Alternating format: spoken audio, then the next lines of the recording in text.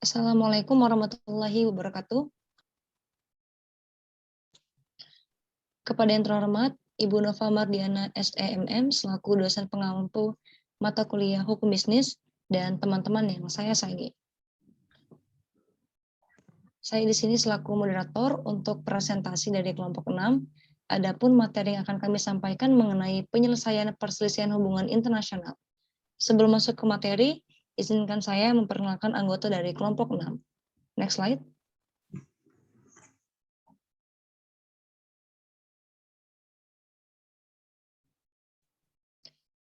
Anggota yang pertama yaitu saya sendiri, Nadira Triamalia.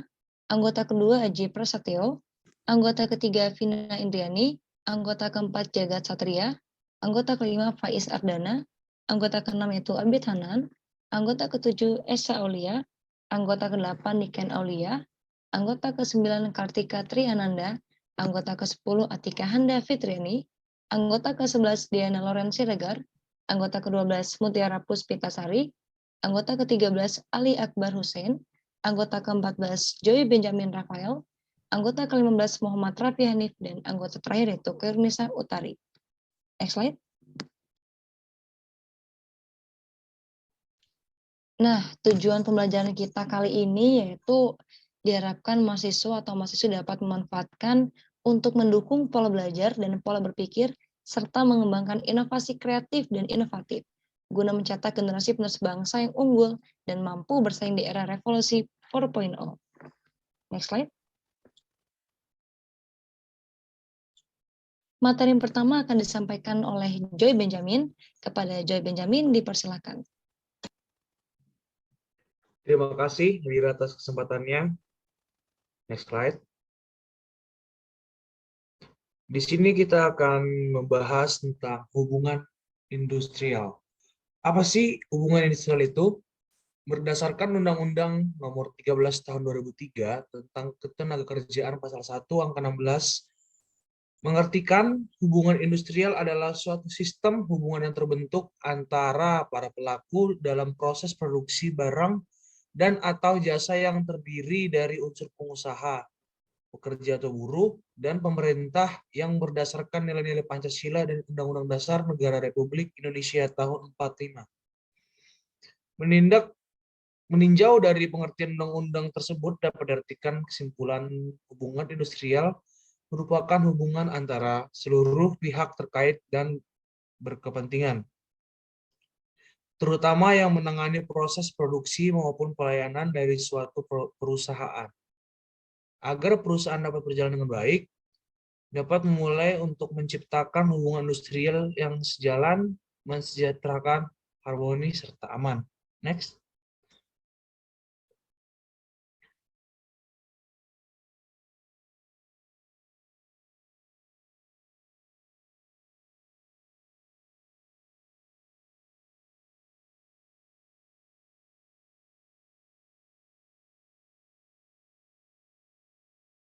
Di sini kita akan menjelaskan tentang permasalahan dari hubungan industrial sendiri. Perselisihan hubungan industrial adalah perbedaan pendapat yang mengakibatkan pertentangan antara pengusaha atau gabungan pengusaha dengan pekerja atau buruh, atau serikat pekerja atau serikat buruh karena adanya perselisihan mengenai hak, perselisihan kepentingan, perselisihan pemasukan kerja, dan perselisihan antar serikat pekerja atau serikat buruh dalam satu perusahaan. Berdasarkan rumusan ini, khusus untuk perselisihan hak, perselisihan kepentingan, dan perselisihan pemutusan hubungan kerja, dapat ditarik unsur-unsur pembentuk perselisihan hubungan industrial, yaitu 1. Formalitas, yaitu perbedaan pendapat yang mengakibatkan pertentangan. Yang kedua itu ada subjek hukum, itu pengusaha atau gabungan pengusaha di satu pihak dengan buruh atau serikat buruh di pihak lain. Yang terakhir adalah objek. Objek adalah perusahaan, perselisihan hak, perselisihan kepentingan, perselisihan pemutusan hubungan kerja, dan perselisihan antar serikat buruh dalam satu perusahaan. Selanjutnya.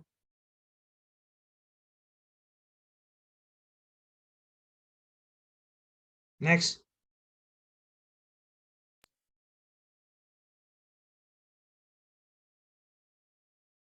Materi selanjutnya akan disampaikan oleh Kartika dan Atika.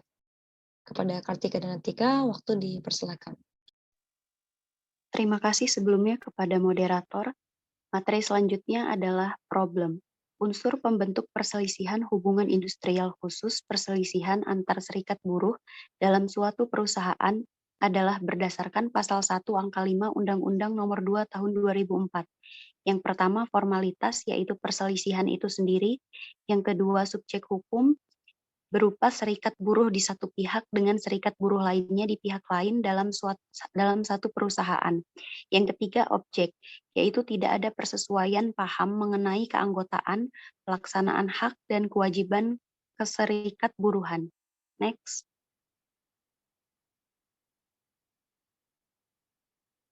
Berdasarkan penafsiran sistematis, terutama dengan mengaitkan pasal 1 angka 1 dengan pasal 1 angka 5, diperoleh pengertian bahwa dalam perselisihan hubungan industrial ada dua kemungkinan subjek hukum, yaitu yang pertama, antara pengusaha atau gabungan pengusaha dengan buruh atau serikat buruh, dan yang kedua, antara serikat buruh dengan serikat buruh lain dalam suatu perusahaan. Di masa lalu, berdasarkan Undang-Undang Nomor 22 Tahun 1957 tentang penyelesaian perselisihan perburuhan adalah pertentangan antara majikan atau perkumpulan majikan dengan serikat buruh atau gabungan serikat buruh berhubung dengan tidak adanya penyesuaian paham mengenai hubungan kerja, syarat-syarat kerja, dan atau keadaan perburuhan dalam pasal 1 ayat 1 huruf C. Berdasar Pasal 1 ayat 1 huruf C. Berdasarkan rumusan ini, buruh perseorangan tidak dapat tampil sebagai pihak dalam perselisihan perburuhan. Hal ini juga ditegaskan dalam memori penjelasan undang-undang tersebut, yaitu bahwa undang-undang ini hanya meliputi perselisihan antara majikan dan serikat buruh.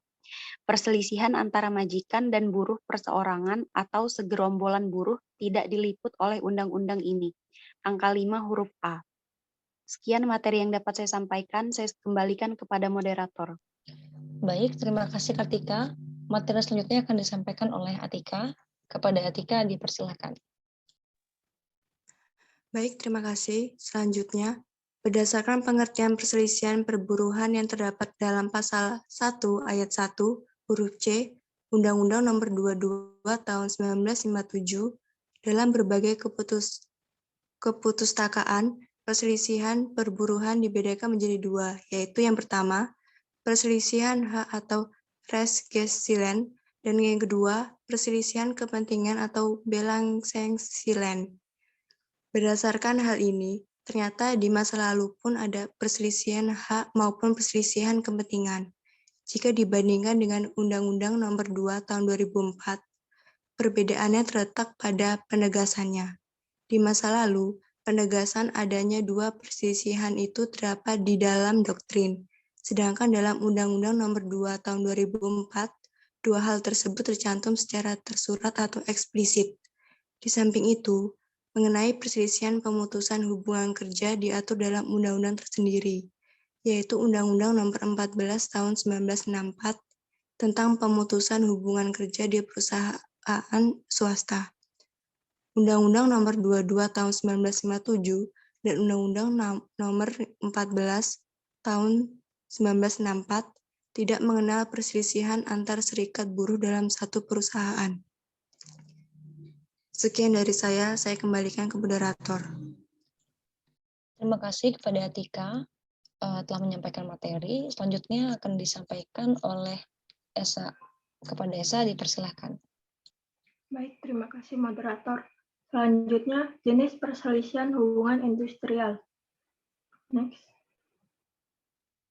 Dari sudut subjek hukumnya, ada dua jenis perselisihan hubungan industrial, yaitu yang pertama, perselisihan hubungan industrial yang subjek hukumnya pengusaha atau gabungan pengusaha dengan buruh atau serikat buruh. Dan kedua, perselisihan hubungan industrial yang subjek hukumnya serikat buruh dengan serikat buruh lain dalam satu perusahaan. Berdasarkan pasal 1 angka 1 Undang-Undang Nomor 2 Tahun 2004, ada 4 jenis perselisihan hubungan industrial, yaitu yang pertama perselisihan hak, 2 perselisihan kepentingan, 3 perselisihan pemutusan hubungan kerja, dan 4 perselisihan antar serikat buruh dalam satu perusahaan. Next. Yang pertama, perselisihan hak. Pasal 1 angka 2 Undang-Undang Nomor 2 Tahun 2004 menegaskan bahwa perselisihan hak adalah perselisihan yang timbul karena tidak dipenuhinya hak akibat adanya perbedaan pelaksanaan atau penafsiran terhadap ketentuan peraturan perundang-undangan, perjanjian kerja, peraturan perusahaan, atau perjanjian kerja bersama. Jika pasal 1 angka 2 tersebut dirinci, maka akan diperoleh kemungkinan-kemungkinan sebagai berikut. Yang pertama, tidak dipenuhinya hak akibat adanya perbedaan pelaksanaan terhadap ketentuan peraturan perundang-undangan. Yang kedua, tidak dipenuhinya hak akibat adanya perbedaan pelaksanaan terhadap ketentuan perjanjian kerja. Yang ketiga, tidak dipenuhinya hak akibat adanya perbedaan penafsiran terhadap ketentuan peraturan kerja, peraturan perundang-undangan. Yang keempat, tidak dipenuhinya hak akibat adanya perbedaan penafsiran terhadap ketentuan perjanjian kerja. Unsur mutlak yang harus ada dalam perselisihan hak adalah jika dipenuhinya hak, karena sumber lahirnya hak adalah peraturan perundang-undangan, perjanjian kerja, peraturan perusahaan, atau perjanjian kerja bersama. Maka undang-undang menentukan bahwa tidak dipenuhinya hak disebabkan dua hal, yaitu perbedaan pelaksanaan atau perbedaan penafsiran atas sumber-sumber lahirnya hak tersebut. Baik, terima kasih. Saya kembalikan pada moderator. Terima kasih atas materi yang telah disampaikan. Materi selanjutnya akan disampaikan oleh Niken. Kepada Niken dipersilakan. Terima kasih atas kesempatannya. Materi selanjutnya adalah perselisihan kepentingan. Pasal 1 angka 3 Undang-Undang Nomor 2 Tahun 2004 menegaskan bahwa perselisihan kepentingan adalah perselisihan yang timbul dalam hubungan kerja karena tidak adanya kesesuaian pendapat mengenai pembuatan dan atau perubahan syarat-syarat kerja yang ditetapkan dalam perjanjian kerja atau peraturan perusahaan atau perjanjian kerja bersama. Berdasarkan rumusan pasal tersebut, dapat disimpulkan bahwa unsur-unsur pembentuk perselisihan kepentingan adalah yang pertama, adanya perselisihan. Yang kedua, dalam hubungan kerja. Yang ketiga, tidak adanya kesesuaian pendapat. Yang keempat, mengenai pembuatan dan atau perubahan syarat-syarat kerja. Dan yang kelima, di dalam perjanjian kerja, peraturan perusahaan, atau perjanjian kerja bersama. Next slide. Untuk materi selanjutnya, saya kembalikan kepada moderator. Baik, materi selanjutnya akan disampaikan oleh Saudara Raffi Hanif. Kepada Raffi Hanif dipersilakan. Terima kasih atas kesempatannya. Materi selanjutnya ialah perselisihan pemutusan hubungan kerja.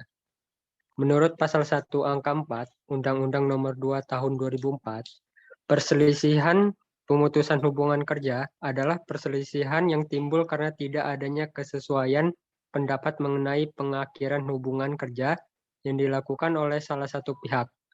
Rumusan pasal ini netral. Hal ini tampak dari frasa yang dilakukan oleh salah satu pihak. Hal ini berarti bisa pengusaha atau buruh. Salah satu yang paling penting adalah hilangnya mata pencarian buruh. Berdasarkan rumusan pasal 1 angka 4 tersebut dapat disimpulkan bahwa unsur-unsur pembentuk perselisihan pemutusan hubungan kerja adalah tidak ada kesesuaian pendapat, pengakhiran hubungan kerja dilakukan oleh salah satu pihak. Hal-hal lebih rinci mengenai pemutusan hubungan kerja diatur di dalam pasal 150 sampai dengan pasal 172 Undang-Undang Nomor 13 Tahun 2003 tentang ketenaga kerjaan. Orientasi undang-undang ini adalah agar tidak menjadi pemutus hubungan kerja. Next slide.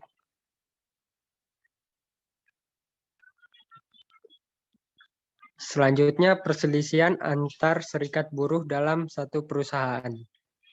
Pasal 1 angka 5 Undang-Undang Nomor 2 Tahun 2004 menegaskan bahwa perselisihan antar serikat buruh adalah perselisihan antara serikat buruh dengan serikat buruh lain, hanya dalam satu perusahaan.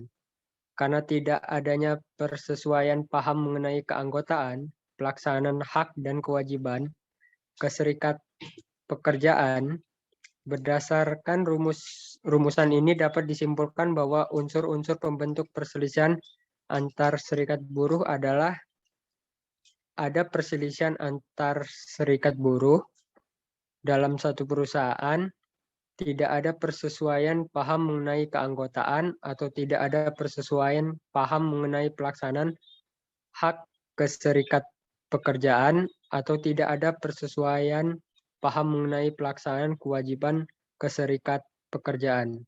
Hal penting di dalam rumus itu adalah bahwa perselisihan itu harus terjadi antar serikat buruh dalam satu perusahaan. Terima kasih, saya kembalikan ke moderator. Baik, terima kasih kepada Saudara Raffi Hanif yang telah memaparkan materinya. Materi selanjutnya akan disampaikan oleh Saudara Aji. Kepada Saudara Aji, dipersilakan. Terima kasih kepada moderator. Selanjutnya adalah lembaga penyelesaian perselisihan hubungan industrial. Next slide. Lembaga perundingan bipartit. Perundingan bipartit adalah perundingan antara buruh atau serikat buruh dengan perusahaan untuk menyelesaikan perselisihan hubungan industrial dengan cara musyawarah atau untuk mufakat. Dalam Undang-Undang Nomor 2 Tahun 2004 mewajibkan adanya tahap perundingan bipartit untuk semua jenis perselisihan hubungan industrial. Dalam pelaksanaannya, perundingan bipartit dibatasi selama 30 hari. Jika dalam waktu 30 hari, salah satu pihak menolak berunding atau dilakukan perundingan, tetapi tidak mencapai kesepakatan, maka perundingan bipartit dianggap gagal. Jika perundingan bipartit mencapai kesepakatan penyelesaian, maka dibuat perjanjian bersama yang ditandatangani oleh para pihak. Undang-Undang Nomor 2 Tahun 2004 memberikan nama formal perjanjian bersama. Perjanjian bersama wajib didaftarkan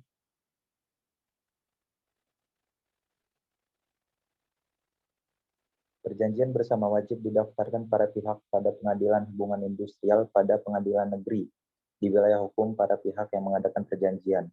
Perjanjian bersama yang telah didaftarkan diberikan akta bukti pendaftaran perjanjian bersama. Next slide. Berikut adalah kemungkinan 3 kejadian di dalam penyelesaian perselisihan hubungan industrial melalui bipartit. Yang pertama, terjadinya perundingan bipartit dan terjadi kesepakatan di antara pihak. Yang kedua, terjadinya perundingan bipartit tetapi tidak terjadi kesepakatan. Yang terakhir, tidak terjadi perundingan bipartit. Kemungkinan ketiga ini terjadi apabila salah satu atau kedua belah pihak tidak bersedia untuk mengadakan perundingan bipartit. Jika hal ini terjadi, maka UU menentukan bahwa perundingan bipartit dianggap gagal. Sekian dari saya kembalikan ke moderator. Baik, terima kasih Saudara Aji atas pemaparan materinya. Materi selanjutnya akan dijelaskan oleh Akbar. Kepada Akbar, dipersilahkan. Baik, terima kasih pada moderator. Selanjutnya konsiliasi. Konsiliasi merupakan hubungan industrial yang merupakan penyelesaian perselisihan kepentingan, perselisihan pemutusan hubungan kerja atau perselisihan antar serikat buruh hanya dalam satu perusahaan melalui musyawarah yang ditengahi oleh seorang atau lebih konsiliator. Lama proses penyelesaian sengketa berlangsung selama 30 hari. Dalam penyelesaian perselisihan, konsiliator memiliki hak dan kewenangan untuk menyampaikan pendapat secara terbuka dan tidak memihak kepada yang bersengketa. Selain itu, konsiliator tidak berhak untuk membuat keputusan dalam sengketa untuk dan atas nama para pihak sehingga keputusan akhir merupakan proses konsiliasi yang diambil sepenuhnya oleh para pihak dalam sengketa yang dituangkan dalam bentuk kesepakatan di antara mereka. Selanjutnya saya kembalikan kepada moderator. Baik, materi selanjutnya akan disampaikan oleh Saudara Vina. Kepada Saudara Vina, waktu dan tempat dipersilahkan. Baik, terima kasih kepada moderator. Selanjutnya ada arbitrase. Arbitrase adalah penyelesaian masalah atau sengketa pendeta di luar peradilan hukum. Sesuai yang tertuang pada pasal 1 ayat 1 Undang-Undang Nomor 30 Tahun 1999 tentang arbitrase dan alternatif. Penyelesaian sengketa arbitrase adalah cara penyelesaian suatu sengketa di luar peradilan umum yang berdasarkan pada perjanjian arbitrase secara tertulis oleh para pihak yang bersengketa. Selanjutnya ada prosedur arbitrase. Yang pertama, pendaftaran. Sebagai tahap awal, pemohon dapat mengajukan pendaftaran pemohon arbitrase oleh pihak yang memulai proses arbitrase kepada sekretariat lembaga arbitrase yang dipilih oleh pihak.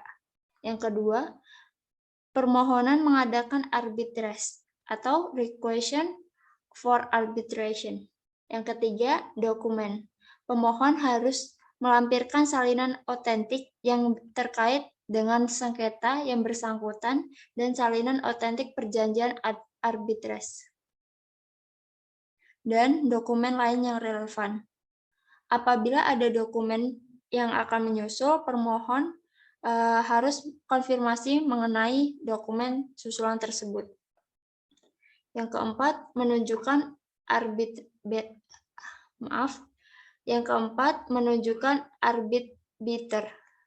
Selanjutnya akan saya kembalikan ke moderator. Baik, terima kasih kepada Vina Indrani. Materi selanjutnya akan dijelaskan kepada Saudara Abid. Kepada Saudara Abid, waktu dan tempat dipersilakan. Terima kasih buat moderator. Selanjutnya saya akan menjelaskan tentang mediasi hubungan industrial. Jadi mediasi hubungan industrial adalah penyelesaian perselisihan hak, perselisihan kepentingan, perselisihan pemutusan hubungan industrial, dan penyelesaian perselisihan antar serikat buruh hanya dalam satu perusahaan melalui musyawarah yang ditengahi oleh seorang atau lebih mediator yang netral. Jika di dalam lembaga mediasi tercapai kesepakatan penyelesaian perselisihan hubungan industrial, maka dibuat perjanjian bersama yang ditandatangani oleh para pihak dan disaksikan oleh mediator. Apabila perjanjian bersama tidak dilaksanakan oleh salah satu pihak, maka pihak yang dirugikan dapat mengajukan permohonan eksekusi kepada pengadilan hubungan industrial pada pengadilan negeri di wilayah perjanjian bersama didaftar untuk mendapat penetapan eksekusi. Jika tidak tercapai kesepakatan penyelesaian perselisihan hubungan industrial melalui mediasi, maka mediator membuat anjuran tertulis. Para pihak harus sudah memberikan jawaban secara tertulis kepada mediator yang isinya menyetujui atau menolak anjuran tertulis dalam waktu selambat-lambatnya 10 hari kerja setelah menerima anjuran tertulis. Next slide.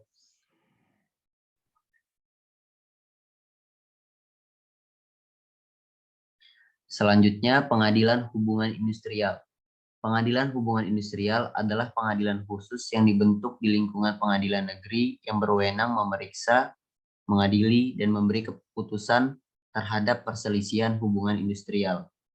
Pasal 56 Undang-Undang Nomor 2 Tahun 2004 menegaskan bahwa pengadilan hubungan industrial bertugas dan berwenang memeriksa dan memutus yang pertama di tingkat pertama mengenai perselisihan hak, di tingkat pertama dan terakhir mengenai perselisihan kepentingan, di tingkat pertama mengenai perselisihan pemutusan hubungan kerja, dan di tingkat pertama dan terakhir mengenai perselisihan antara serikat buruh.